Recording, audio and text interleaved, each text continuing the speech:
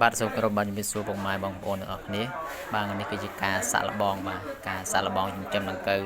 BFS បាទដង្កូវនេះគឺគេចិញ្ចឹមសម្រាប់ធ្វើជាចំណីសត្វបាទសម្រាប់ដង្កូវនេះគឺមានប្រូតេអ៊ីនខ្ពស់មែនតើអញ្ចឹងហើយបានជាចាប់អារម្មណ៍ទិញយកមកចិញ្ចឹមសាក់លបងមើលបាទ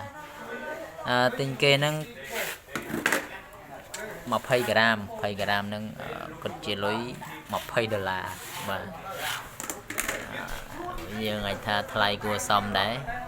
ហើយនេះពងវា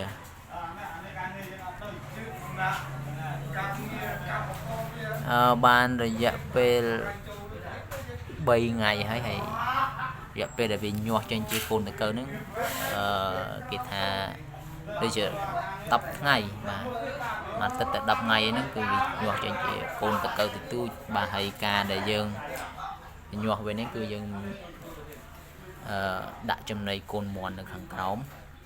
បាទហើយលាយជាមួយនឹងទឹកច្បល់ចូលគ្នាឲ្យសព្វយើងធ្វើអញ្ចឹងគឺដើម្បីកុំឲ្យសម្ោចវាឡើងដាក់ទឹកគៀនអញ្ចឹងមកបើកាលណាយើងមិនដាក់ទឹកទេសម្ោចវាឡើងស៊ីពងរុយឬក៏ស៊ីអាចំណីកូនមន់ដែលយើងលាយនេះយើងដាក់ស្បៃពីខាងលើហើយវាទៅគៀបនេះគៀបដើម្បីកុំឲ្យពងរុយវាលាក់ដល់ចំណីកូនមន់ដែលយើងដាក់ខាងក្រោមហ្នឹងបាទណែបងប្អូនចាំមើលលទ្ធផលទាំងអស់គ្នាគុណ